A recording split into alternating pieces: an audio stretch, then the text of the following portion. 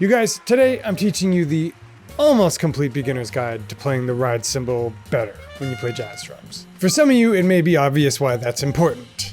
I mean, watch the way an experienced jazz drummer plays the ride cymbal, somebody like Tony Williams.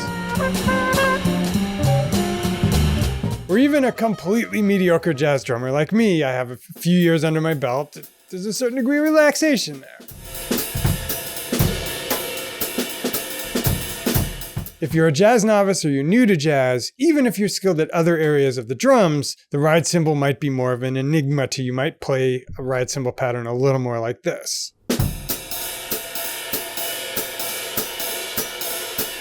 What's more, a lot of the teaching on this is not super clear. I should say I was lucky enough to have excellent teachers who made it easier for me. I then took those bits of advice and experimented with them over the ensuing 15 years or so. So I'm going to give you my distillation of what worked for me, why it worked. And within the space of this lesson, if you follow these exercises, you should go from, what the heck am I doing, to pretty darn confident, gosh darn it, we're not getting demonetized, on the ride cymbal. You guys, stay tuned.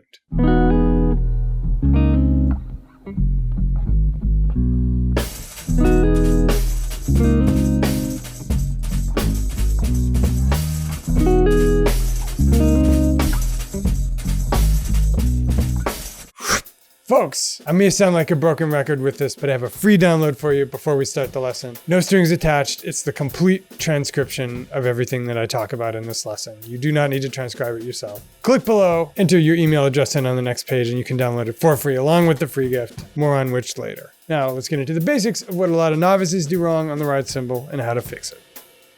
So if you're a novice to the ride cymbal, even if you're skilled at other drum skills, the primary way you might be getting that wrong is by accenting the galang and spangalang. So you go spangalang, spangalang. So it'll sound like. And the reason why is because your muscles haven't memorized this drop catch. So even if you're a complete novice, if you've got a little bit of hand skill, let's now break down the component strokes to this. The first is the modified full stroke, because the way a lot of people teach this is they want you to really exaggerate the rebound. That's good to do. That's more of an advanced thing. That's more of a 201 thing. What we're going to do instead is teach you to go.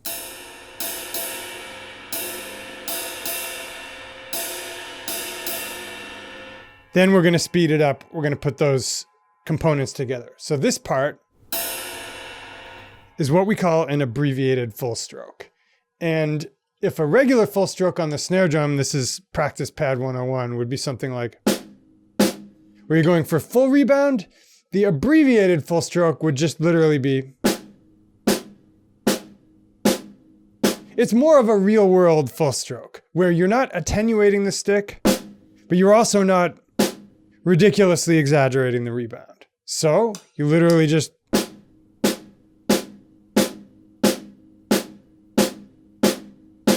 fulcrum can be anywhere. It can be front of the hand, it can be back of the hand. Same with the cymbal.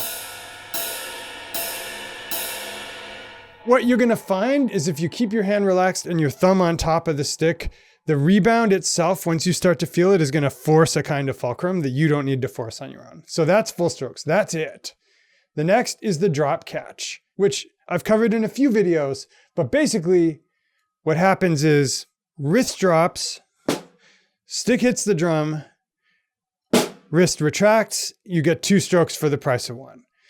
That's deep, that's abstract. Real world, here's what it looks like. You can practice this with both hands.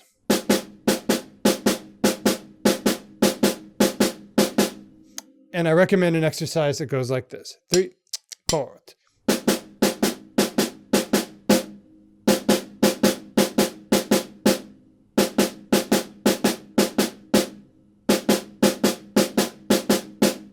Next step, maybe move the right hand to the cymbal. You can put both hands on cymbals if you want, but a lot of this stuff we're going to practice is going to be right hand on the cymbal, left hand on the snare. So 3, 4.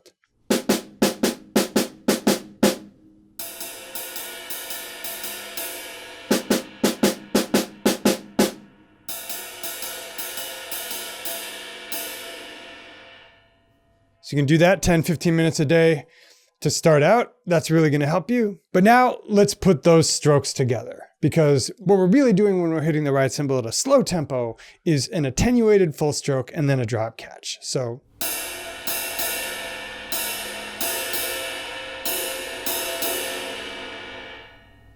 let me show you that on the snare. You can do it with the left hand.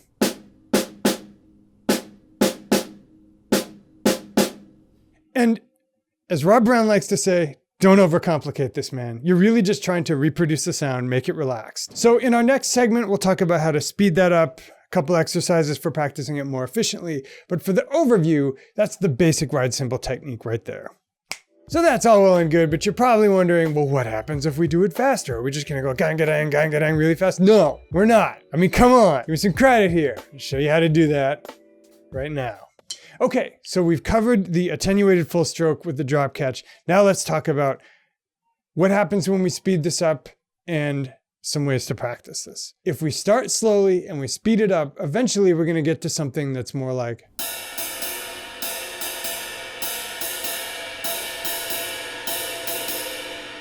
And as you can see what's happening there,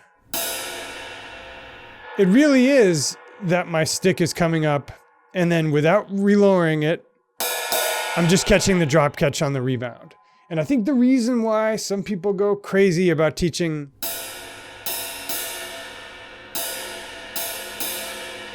at really slow tempos is because it's like the Big Bang Theory. If you wind the mathematical equations backwards, yes, it does look something like that. That doesn't mean you need to do it going forwards in time. So you can have a sequence where you start out with two sort of discrete strokes, attenuated full stroke, drop catch, and as you gradually get faster, you just let the cymbal push you. It's sort of like riding a bike. Eventually you'll have enough momentum that it'll balance on its own. Let me show you.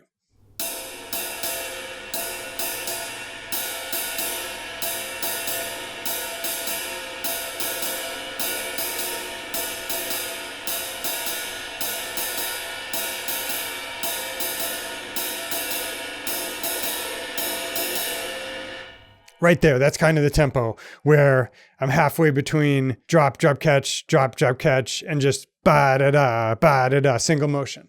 So how do you make sure you practice this with both hands? If you're a lefty, you're not getting a bionic left hand and your right hand's left behind. You can do it on the snare drum. And again, don't sweat the technique, Go for evenness of sound. Go for the sound. If you want to make it even a little bit more efficient, you can reduce the time between repetitions. And it'll also reduce the amount of time your stick needs to be in suspended animation. And you do that by making a 5/16 note phrase. So instead of da da da da da da da da da, you're gonna go ba ba da ba ba da ba ba da. 1 2 3 4 5 1 2 3 4 5 1 2 3 4 5 1 2 3 4 5. So I'm gonna keep quarter notes on the hi-hats just so you can hear where the beat would fall. You don't have to do this in real life. 4 5.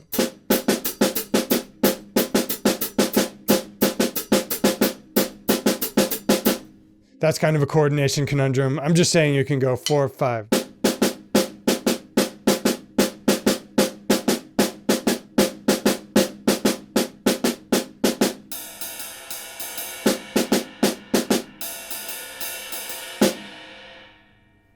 Again, with this exercise, I would practice it slow, medium, and then slow. Get to the medium-ish where you start to notice things bouncing on their own, but it's still relaxed. So that's how you speed things up. Eventually,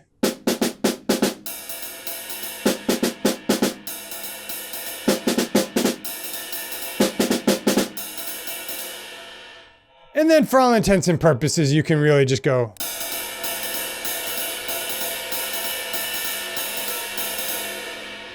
And you see that's kind of under its own power now. So that concludes this segment of how to speed it up. When we come back, I'll talk about some more advanced ways to practice both hands when you're going even faster. I told you. Okay, finally, what if we want to go fast? What if we want to practice both hands? I'm here for you people. So say you practice this for a few weeks, you get more comfortable. Another thing I really like is to just practice a single hand. So Even at my stage now, like 15, 20 years into playing the drums, you'd think I'd be better. I know. At my advanced drum age, I still will turn on the stopwatch or the timer, put 10 minutes on it, and just...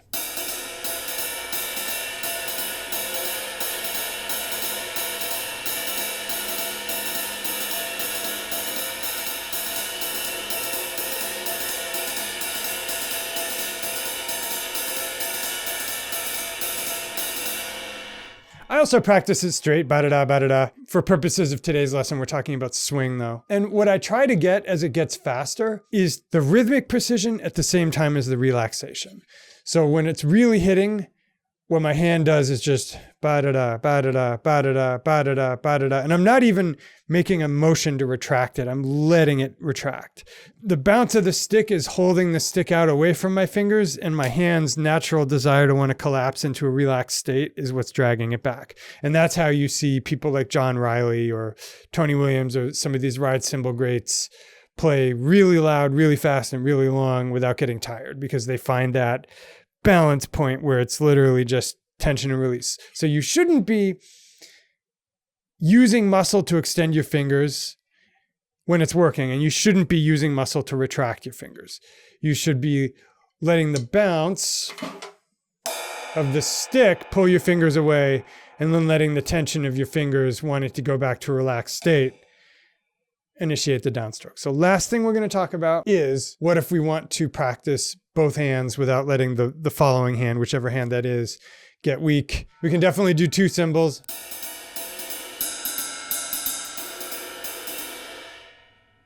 But I like things to simulate real life a little more. So in real life, I'm going to be...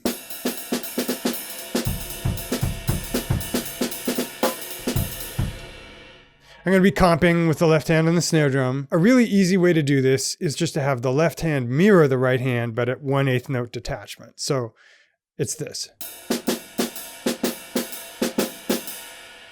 Ooh, and what's that? Just so happens to be the Texas Shuffle, or the Texas Shuffle missing 1/8 note. If the Texas Shuffle is like... you're just taking out the first 1/8 note with the left hand. So I'd play this at a steady tempo for a while, and then I would do slow, fast, slow.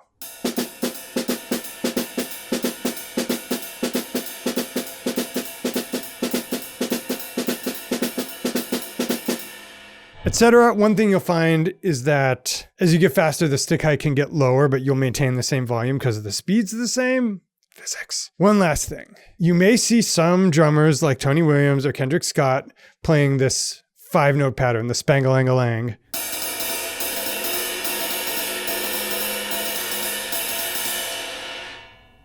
It's kind of an advanced skill, but if you want a lesson that goes into a really easy exercise to get into that, check this out right here. Dudes, that's how you get the gig. So guys, hope you enjoyed that lesson. As I said at the top, you do not need to transcribe any of this stuff. It's all transcribed for you. To download it, click the link below the player and get the transcription completely free. You'll also get my free gift to you, my 3-video crash course. 3 free videos that'll teach you in 3 weeks how to get better at the drums. We cover jazz, we cover backbeats, we cover some of the key things that great drummers do better. Get that as my free gift to you. Just click below the player. Dudes, it's been real. Hope you enjoyed this one. See you again real soon in another lesson of the week.